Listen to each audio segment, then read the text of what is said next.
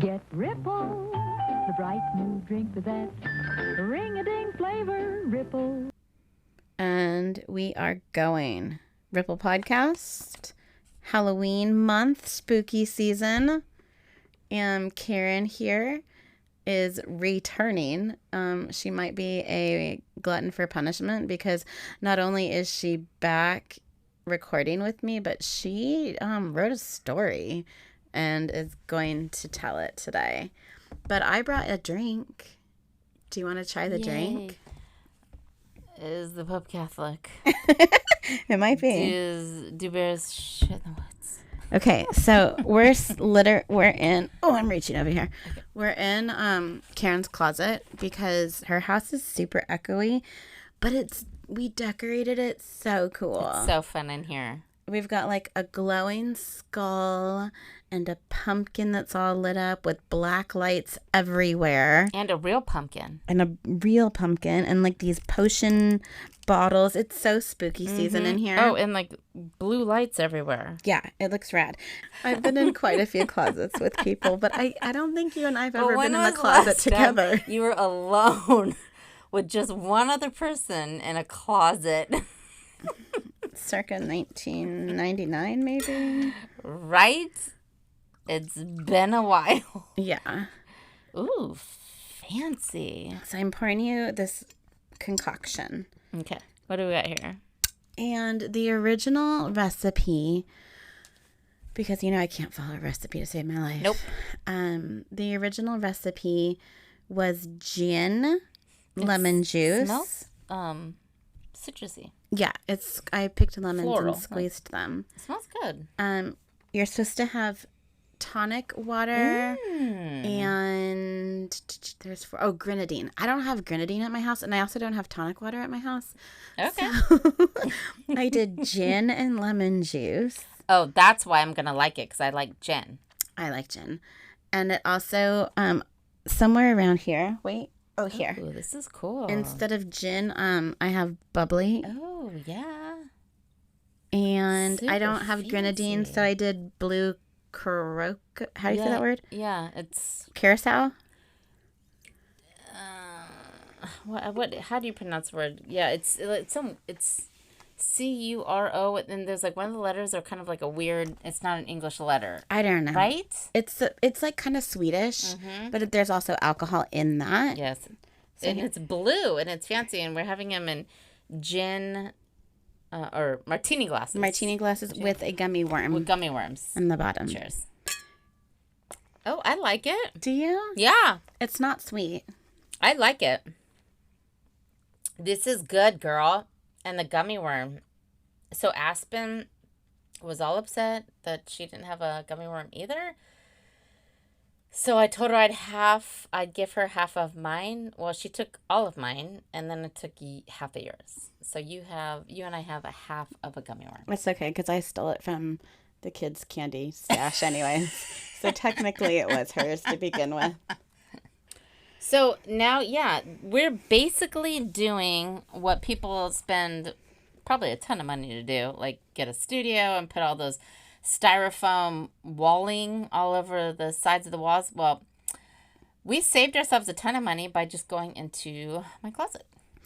Yeah, I mean, I know I haven't shown you the Ripple Podcast financials or anything, but our studio rental budget isn't real big. So yeah, closets work real well for us. Did you do anything fun this week? I did. Tell me about it. I did. So I used to be part of this group called Stroller Strides. It was like a group of moms. They used to work out, when Alexander was born, and we would get together. It was like a workout moms group, and we all got together for dinner one night, and that was a lot of fun.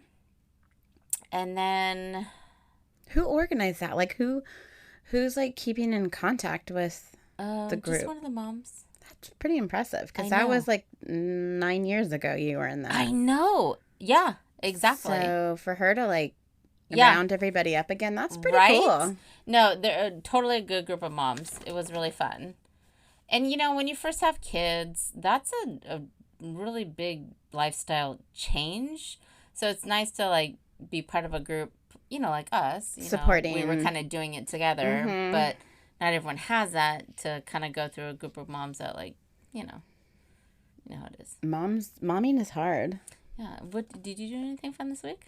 I went to a Oh, yeah. concert. Yeah. I went to Boots and Brews and saw Tim McGraw and some other, like, kind of locally country people. Fun. Drank way too much. Or not even that much. No, that's true. Right.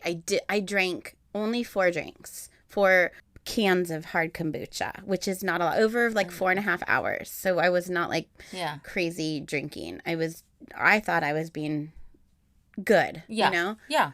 But got so trashed and so hungover and felt terrible. It's been a really long time since I've felt that crappy all day long. Yeah. But so it was weird. I don't know. I don't know if there was, like, the kombucha was just too much. I have no idea. Yeah. But, I mean. Nice. Well, at least you got out and did something kind of fun. I did like a grown-up thing. Yeah. Oh, yeah.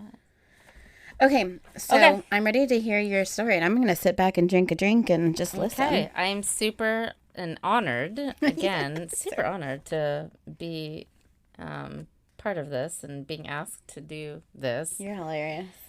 And this is seriously like doing a book report. You're right. It is. It's like doing a book report. I did a rough draft. No, I did research, then I did a rough draft, then I did a final draft. At 4:30 in the morning, I woke up and spent probably like 3 hours doing the final draft. Wait till you see your paycheck. But it was fun. It is. But it's a lot of work. It is a lot of work, but it was fun. And you've seen like just the setup alone, getting the computer and mics and headphones. Before we even started recording, that's a lot of work in itself. We were sitting here trying to figure out the tech issues of how to set this all up. Yeah. So it's podcasting isn't, I mean, yeah, I guess some people it's like super easy, but yeah. For the Ripple podcast, we're like professionals around here. We're in a closet, for God's sake. Oh, didn't you go up in your ranks?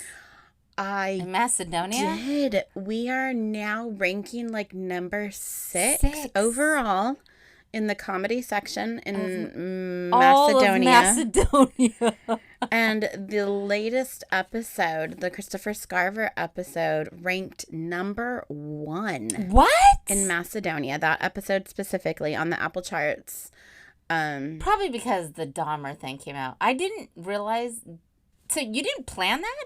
No, I was doing. So you were doing this and you didn't know that the Dahmer episode which is ranked number 1 on Netflix? Right. Or top 10 on Netflix? It just happened like recently? Coincidence, yeah. That's why. Well, probably. Wait, are you saying that my episode wasn't number 1 worthy? Is that what you're telling me right now? Well, the timing probably helped. I mean, it didn't hurt. It didn't hurt. All right, tell me about Halloween. Okay. Because it's my favorite So we have holiday. Halloween coming up. Today is Sunday, October 16th. So we're kind of preparing for Halloween. I went and bought some pumpkins the other day. We're getting the costumes ready. I spray painted Eden's Halloween costume today. Yep.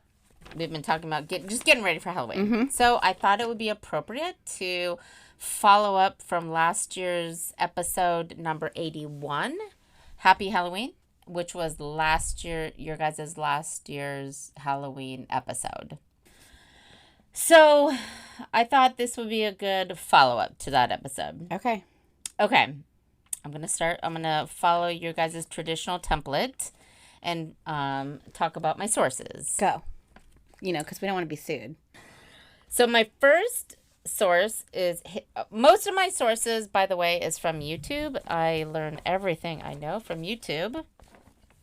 If you haven't got on the YouTube bandwagon, I know Angela really likes TikTok. That's how she learns a lot of stuff. Because it's quick. Yeah. It's good for our ADD. Oh, got it. YouTube, okay. You have to focus for a little while. Yeah, it's more, it's kind of in-depth. Like, a lot of these videos I watched, like, one was like an hour. Oh, no. If it's more than, like, 8 minutes, I'm out. And even those 8 minutes, I'm, like, fast-forwarding. Got it. Okay. The first one is History of Halloween documentary by Fire of Learning on YouTube.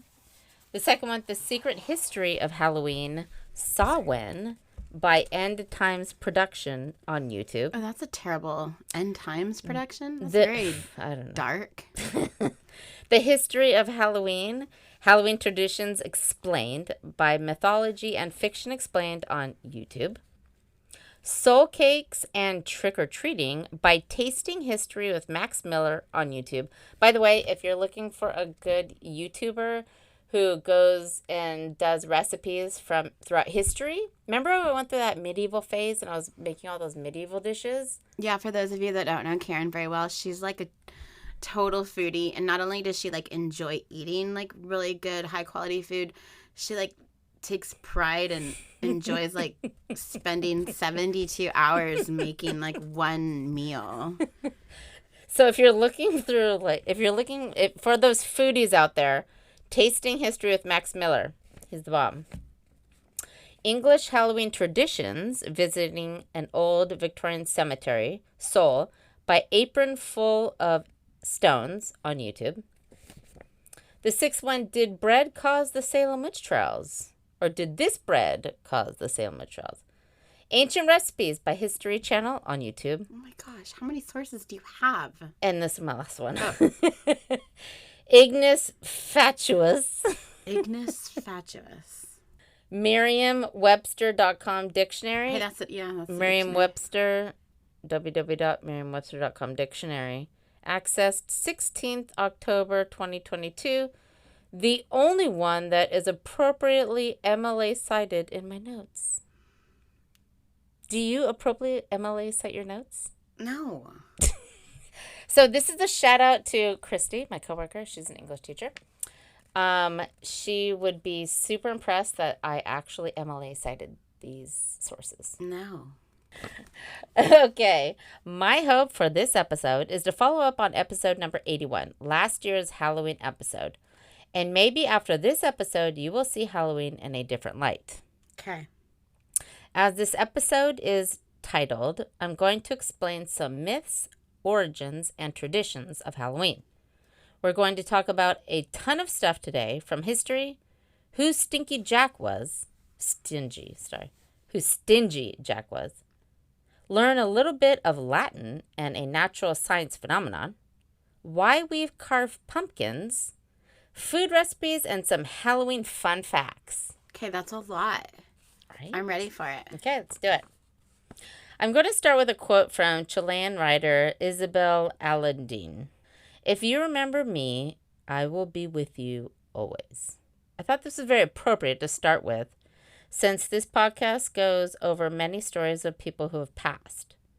And in some sense, I think that honors them.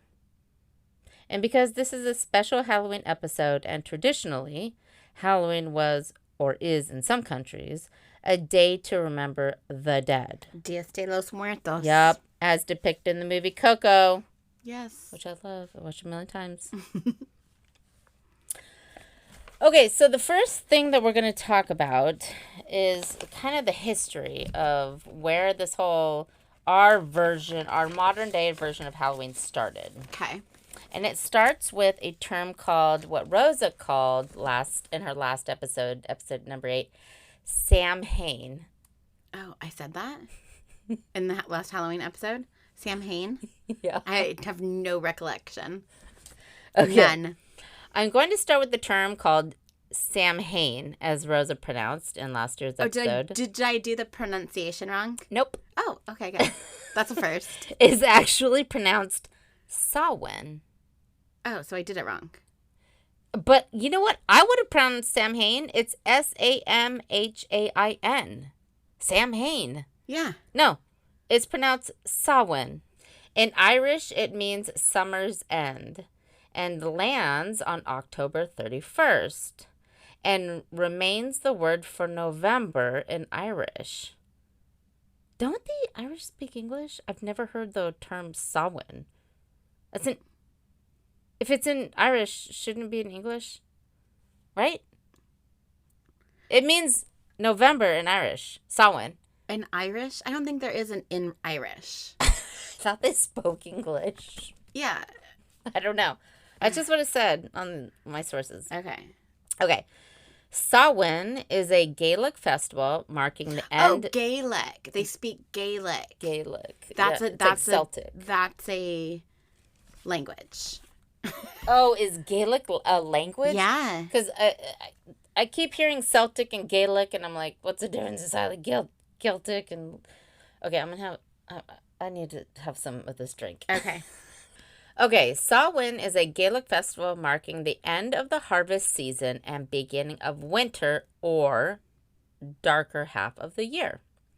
In order to understand where our modern Halloween comes from, we must first take a step back in time. The word Halloween dates back to around the year 1745, and it means Saints' Evening due to the fact that the Catholic Church designated November 1st as All Saints' Day. I was gonna say, so when I went to Catholic school, we didn't like celebrate Halloween, but obviously a lot of people still like dressed up for costumes. So, and it was around the same time, and we had All Saints' Day, and we could choose a saint and dress up as that saint. Yes. And we did like a little parade. Uh-huh. And you'd come up to the microphone and say, "I'm Saint Rose of Lima. I did this and this and this." Oh. And I was, yeah. So they talked about that, like that the church encouraged, like, yeah. So I'll go into it, but the church has a history of whatever pagan, like festivals or holidays happened at that time. The church would come in and overlap that day and kind of and say, okay, that's fine that you can do that, but we're gonna call it this, and you can dress up kind of like what they're saying. So I guess during Samhain, they would dress up. Okay. And I don't know what they would dress up as. So that was their first. Yeah, and so then the Catholic Church came in and said, okay, you guys are now conquered, and we're going to call this day All Saints' Day. You can still dress up, but you have to dress up as a saint. Okay. From my understanding. Samhain was there first. Mm-hmm. In this part of like Ireland and Scotland. Okay. So All Hallows Eve is actually All Saints' Eve. Okay. However, the origins of the holiday go back way farther than that. You see, the Catholic Church is well known for placing its own holidays directly over the ancient pagan holidays that people used to practice. I think a lot of holidays are originally pagan, right? Yeah. Like Christmas?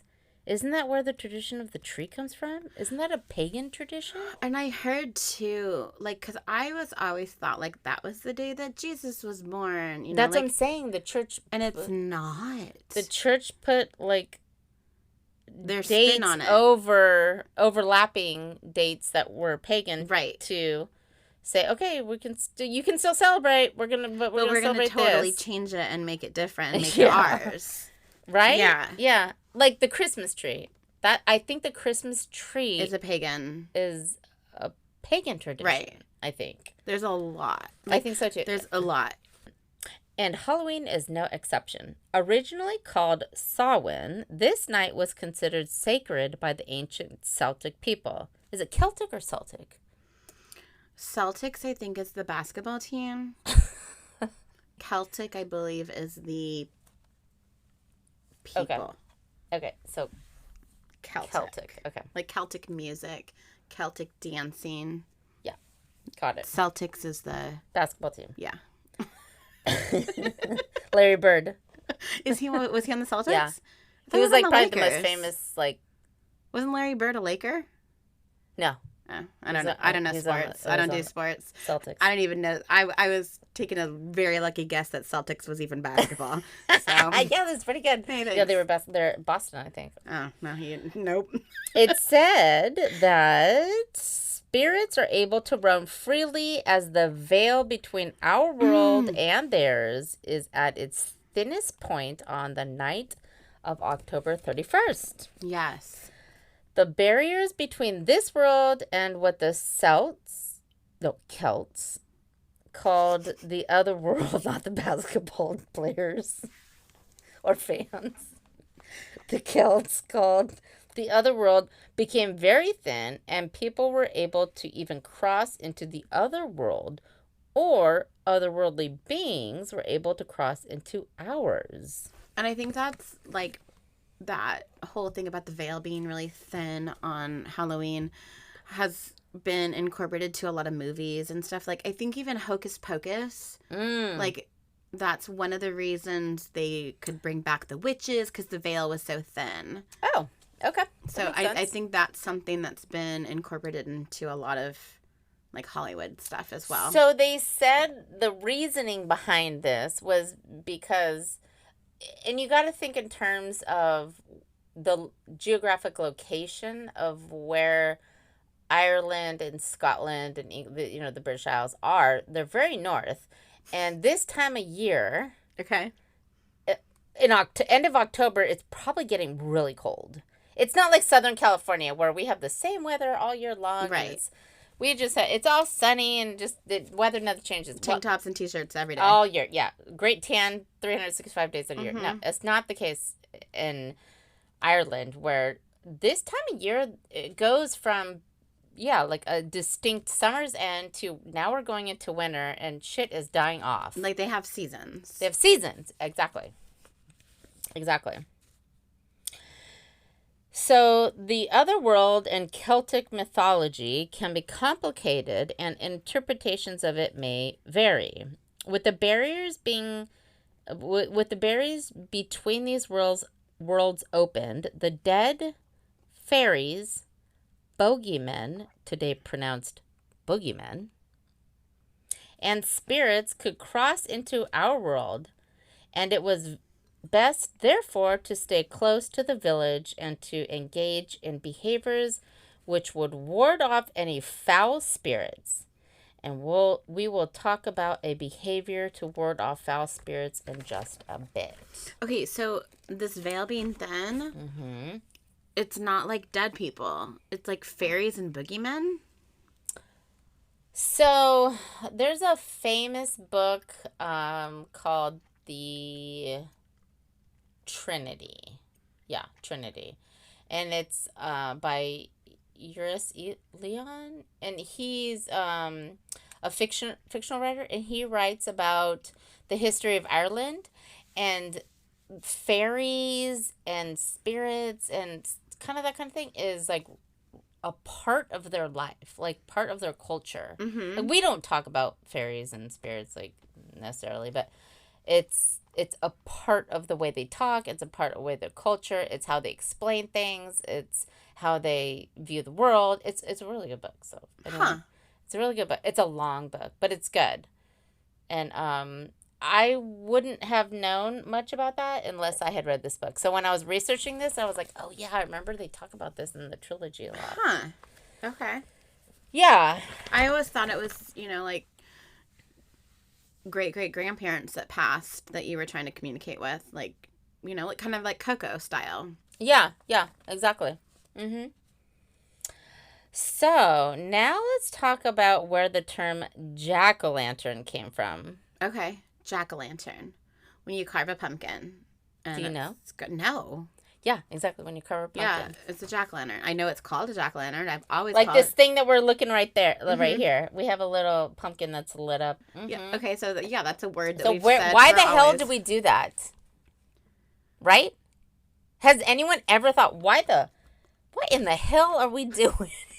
Why are we taking a pumpkin, cutting its top off, scooping its guts out, carving a face on it, and putting a candle and... No, but that's what we do. What the hell are we doing?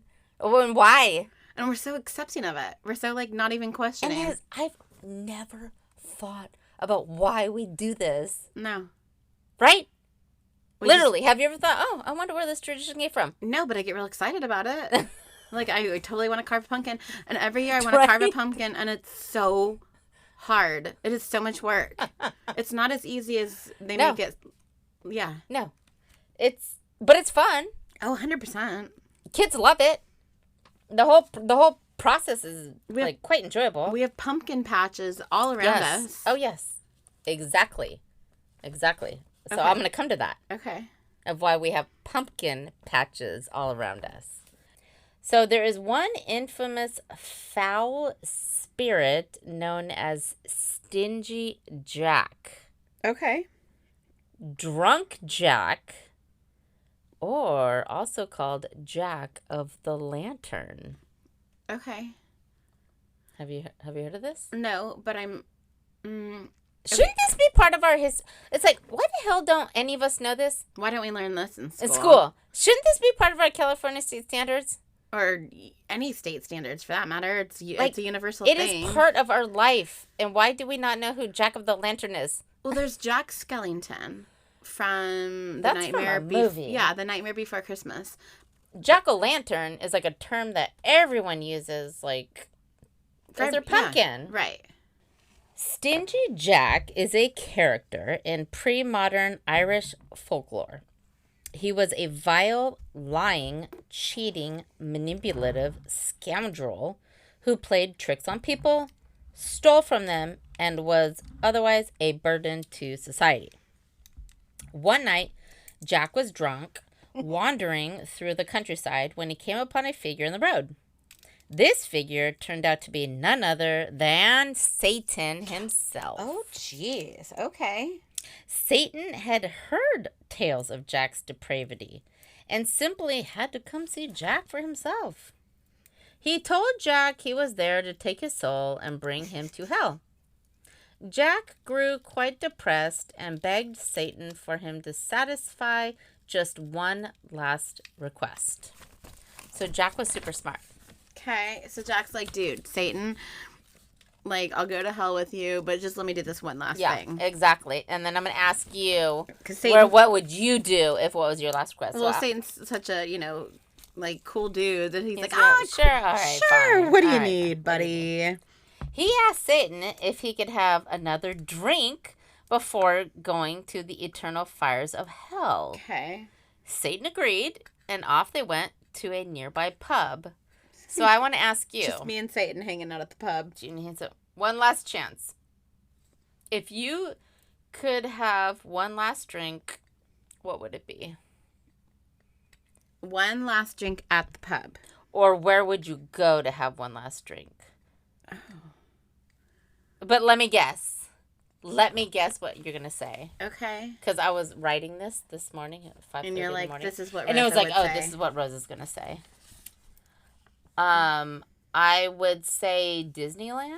Oh, I do love Disneyland. Or technically, it would be California Adventure because that one's my favorite. Because they don't serve alcohol at Disneyland, right? True.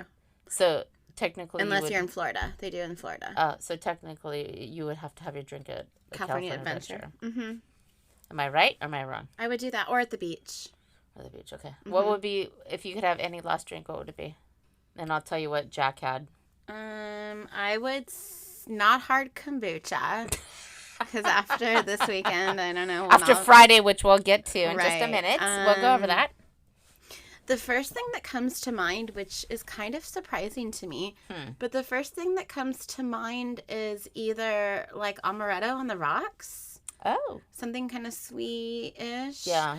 Or like a good whiskey that I'm going to like take a while to drink. Like it's, not going to like pound it real fast. Okay. That makes sense. Yeah, you like sweet stuff. I do. We're going to get to that too because I wrote it in here. Okay, so originally I was thinking Coors Light. That would be my original like. For me?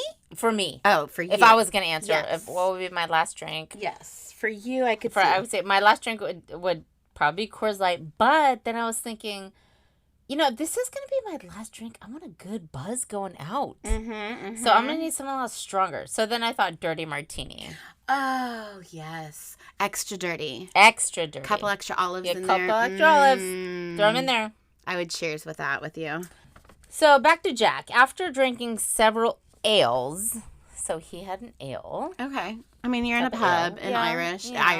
This is the 1700s. Yeah, you don't have a whole... Speaking of ales, can I get another refill on this, like, bomb drink? Yeah.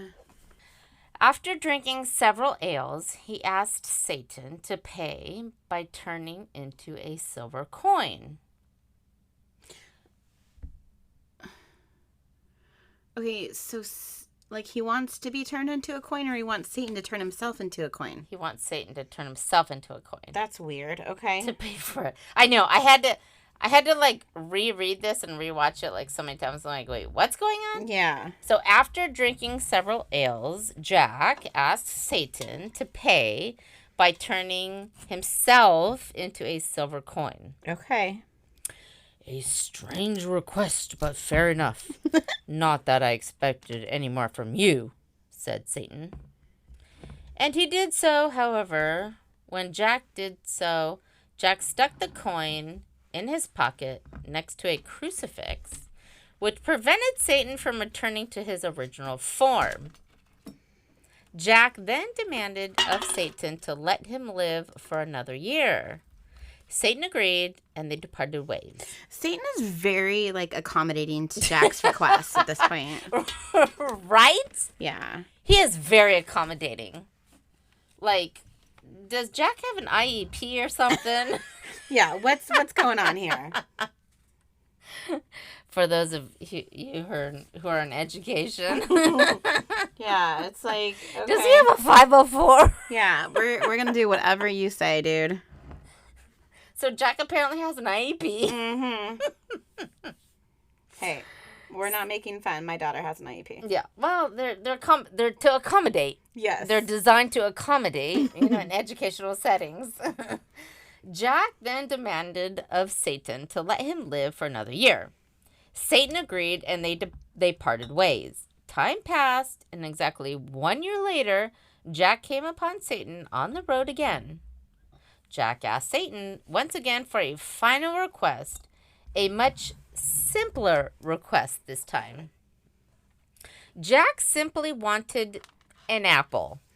That's it, just a fruit, before eternal damnation. Okay, Jack. Just an apple. Satan agreed. It's part of his 504, I guess. Right? But evidently, he had not learned his lesson from Jack's trickery. Satan went to the nearest apple tree to pick an apple. As he did so, Jack placed crucifixes around the tree, preventing Satan from leaving it. Isn't it ironic that Satan found himself in trouble after picking fruit from a tree? That's kind of biblical in Right? itself, an apple tree. Well, and that kind of makes sense because the Irish Are very Catholic. are very Catholic. Mm-hmm. And that is that's a very foundational story in the Bible. But if you Right? look at, like, some biblical history or something like that, it's apparently not really an apple tree. That I've heard that. I don't remember. That could have been a pomegranate. Yes, which goes into Greek mythology because Yes. that's what Hades. Nope, Hades' wife, Persephone or whatever her name is. Mhm. She ate like 3 pomegranate seeds, and that's why there's winter. Huh. Something like that. Huh. I don't know. Interesting. My religious history doctorate needs to probably So be you updated. grew up Catholic. Mm-hmm. So when I was writing this, I was thinking, oh, Rosa probably knows. Sorry, Rosa probably knows a little bit more about this. I mean, not that I don't know about, but you're raised Catholic, so you might know about All Saints Day. Like, I don't know what All Saints Day is. Like, I was not raised Catholic. I know some stuff. Yeah. So Satan agreed, but evidently he had not learned his lesson from Jack's trickery. Satan went to the nearest apple, and then he got stuck. Ironically, Jack's got like a bunch of crucifixes in his back dude, he pocket. he has a bunch of crucifixes in his pocket. So Satan stuck at this tree. Satan was furious and demanded his release. But once again, Jack forced him to accept his demands. I'll let you go, said Jack, but you must swear to me never to take me to hell. Once again, Satan was forced to agree, and once more they parted ways. Eventually, Jack's lifestyle took a toll on him, and he did die. Maybe too much drinking. Too much ale, I guess. Probably. His soul prepared to enter heaven, but as he approached the gates, God turned him away. So where'd he go? There was no way Jack was going to enter heaven after having lived such a sinful lifestyle. Yeah, he's drinking at the pub with Satan. I don't know. Jack then went to the gates of hell and begged Satan to allow him to come in to hell, as he supposed it was better than wandering the world alone for eternity. But Satan had made him a deal. Jack was never to come to hell. Instead, Satan scooped up, and this is important. Okay. So now we're going into like Halloween. Okay. What we see is Halloween. So this is important. Instead, Satan scooped up an ember. An ember is like a piece of fiery coal or something that's on fire, you know. A charcoal briquette. Something that's fire and it's bright. Yeah. Mm-hmm. Scooped up an ember from the fires of hell and gave it to Jack to be placed in a turnip. That's right, a turnip. Okay. Some of which we have tonight, do. and I want you to explain to our listeners what a turnip is. To be used as a lantern for him to see as he wandered the earth at night for eternity as this ghostly figure. Okay. Can you see where I'm going with this? 100%. Okay. According to legend, Jack could be seen wandering the roads and countryside of Ireland in the darkness with his turnip lantern. Yep, turnip. That's what I said. And with this, he earned his name, Jack of the Lantern. Okay. Or Jack-o'-lantern. I get it. Why didn't we learn this in school? The hell. Wouldn't this be useful? Well, wouldn't have this been useful for anyone who was like, oh yeah, that's why jack-o'-lantern. Did no one ask this of their teachers? I didn't. That makes total sense, though.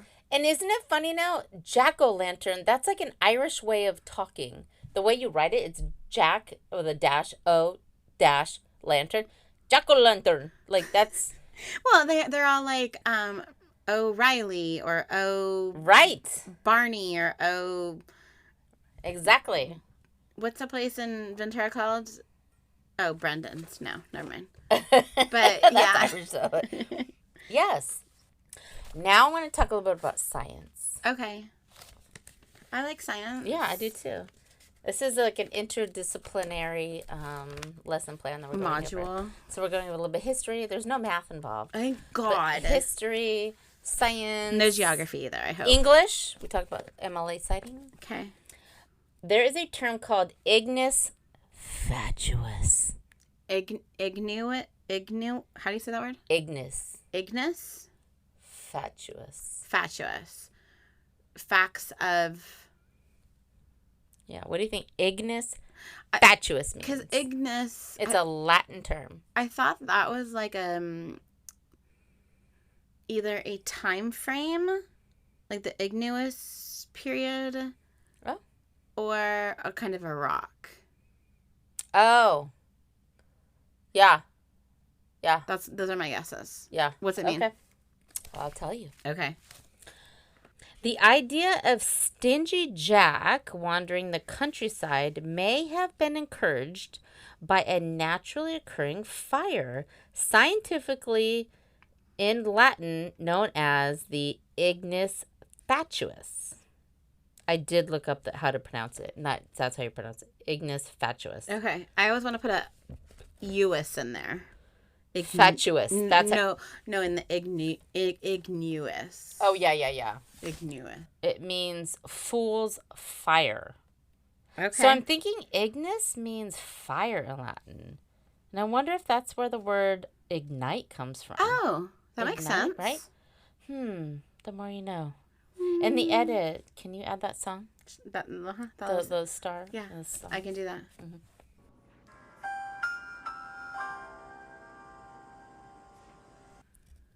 These are naturally occurring births of flammable gas.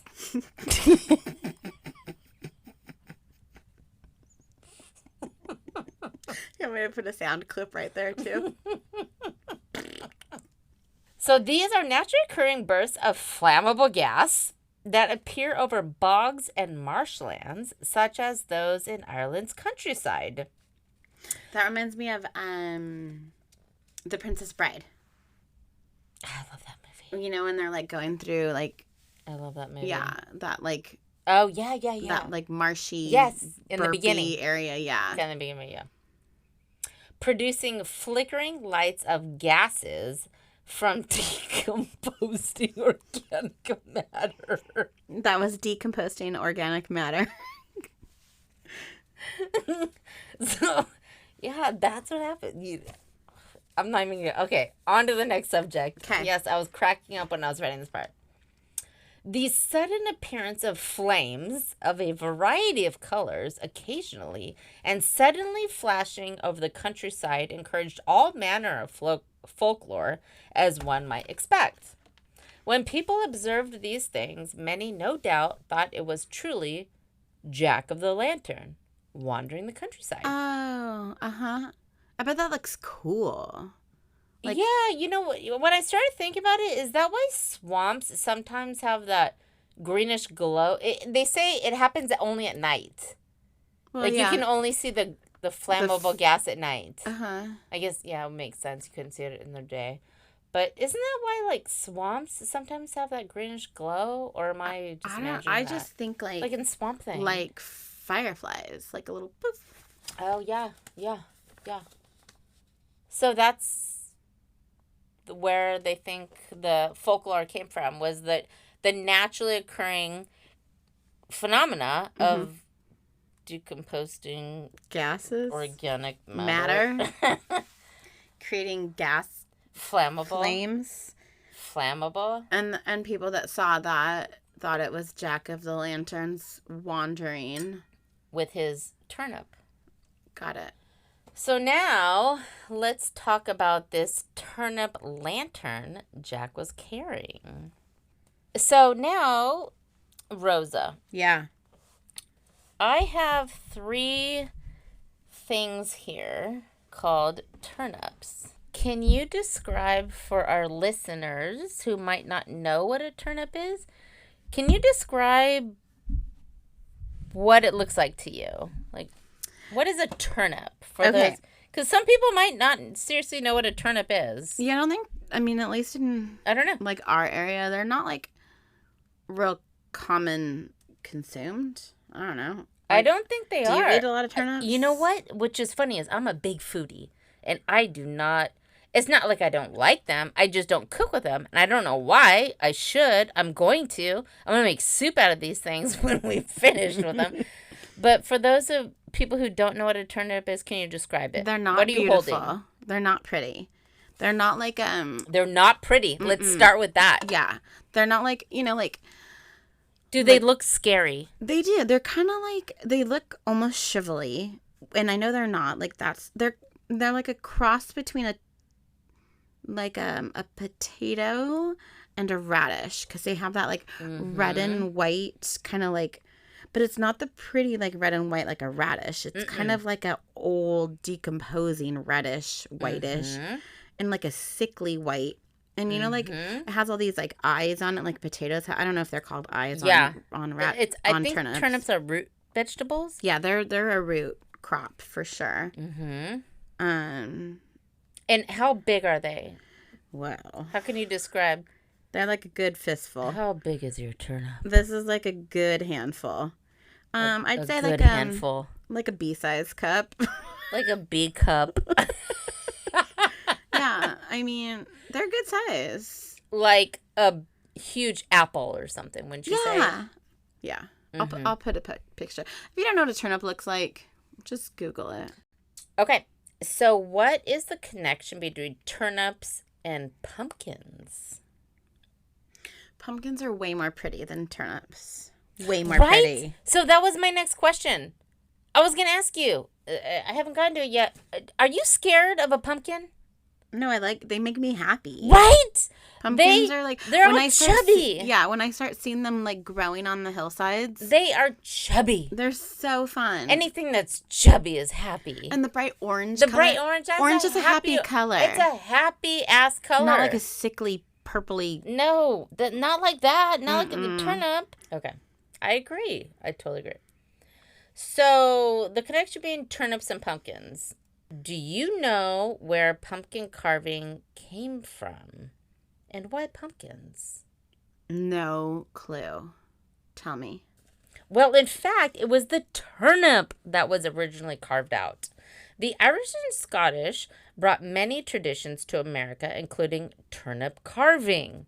In my notes, 30% of Americans have Irish ancestry and 8% have Scottish ancestry. So that's 38% of the population. That's over a third of the population have ancestry in Irish and Scottish. I'm Scottish, part Scottish.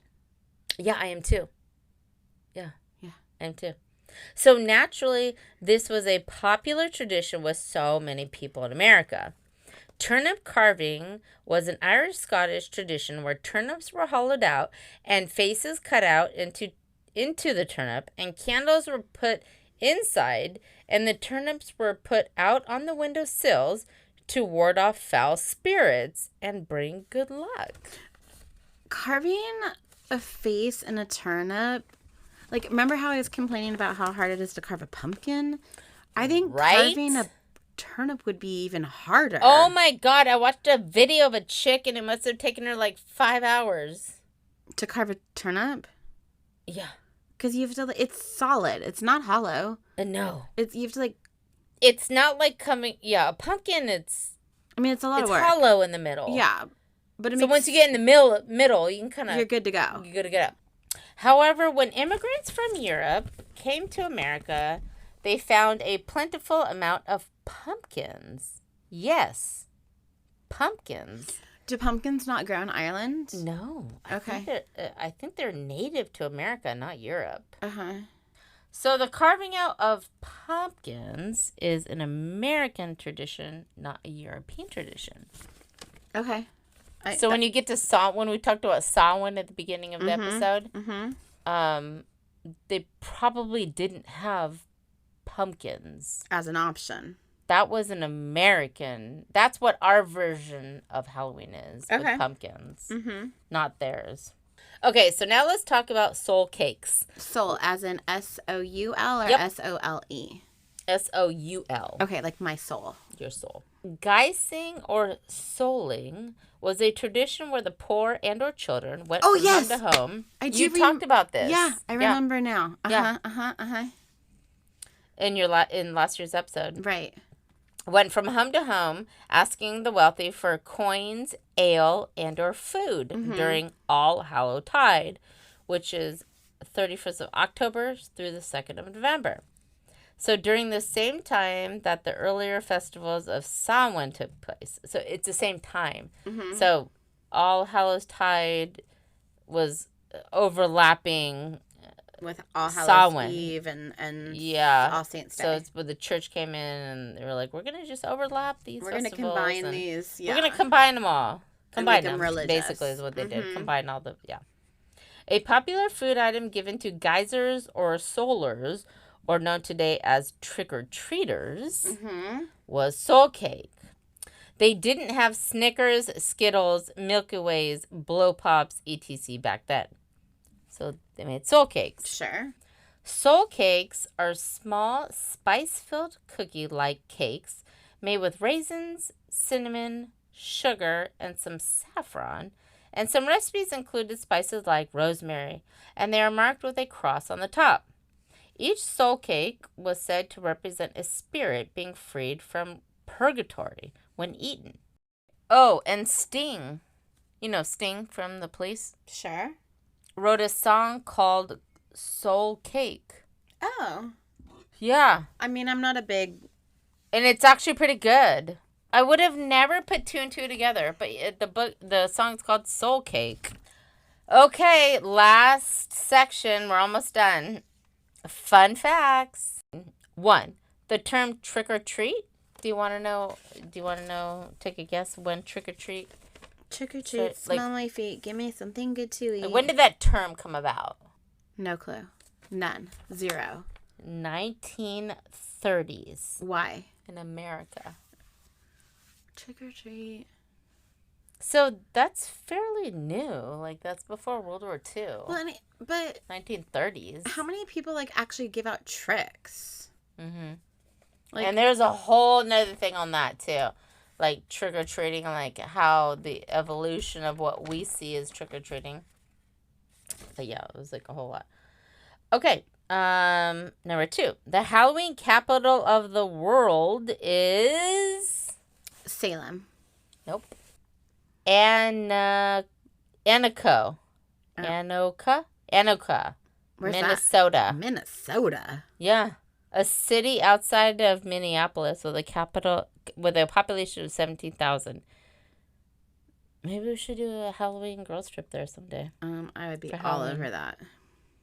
But number 3 was kind of my most interesting and probably my most fascinating thing I learned about. Okay. So, do you know about the Salem witch trials? Mm-hmm. Yeah. Now, because witches are popular during Halloween, okay, and I think I went to a Salem witch trial museum in Boston. I think this whole thing happened in Massachusetts. Well, in one of the 13 colonies, Salem, or near one of the 13 colonies. So the most interesting theory I found is what may have caused people to go mad. Like who? The witches? To think people were causing witchcraft on everyone. They think it was an outbreak of fungus on the rye wheat. This fungus has the same properties as LSD. Yes. Okay. So they're like acid. Yeah. So yeah, if you're on LSD, you might go crazy and think someone is practicing witchcraft on you. And like if you have spiders crawling all over your body, if you feel like you're on LSD, you start kind of going a little crazy and then thinking other people are maybe the only interpretation you have is that neighbor chick of mine is practicing witchcraft, because that's the only interpretation you have of it. Mm-hmm. Because you're not intentionally ingesting something. You're not intentionally testing something that's causing you to have hallucinations. So all of a sudden you start hallucinating. And you see scary things. Yes, very scary things. You have spiders crawling over your body. You have you start seeing things. Mm-hmm. I mean, I don't know, but I thought that was really interesting. That it was a fungus in the rye. Fungus on the rye bread. Oh, the white rye wheat. So who knows? Maybe the fungus was on the soul cakes. So now we end with a you have to do your part now. My 2 truths and a lie. 2 truths and a lie. Okay. We're going to do last thought and a shot with 2 truths and a lie, and it's going to be about the Salem witch trials. Oh, okay. So I'm going to read you 3 things, and you have to pick which one was the lie. Okay. All right. So the first one is no one was burned at the stake. The second one is the youngest accused witch was 6 years old. Fuck, that's probably true. And the third one was one of the tests to see if someone was a witch was having them bake a cake. Which one is the lie? The last one. The baking the cake? Yeah. You are incorrect. Oh! So the witch cake test is actually true. Really? So if a witch made a cake with her urine the hell? And fed it to a dog, the dog would supposedly have adverse effects.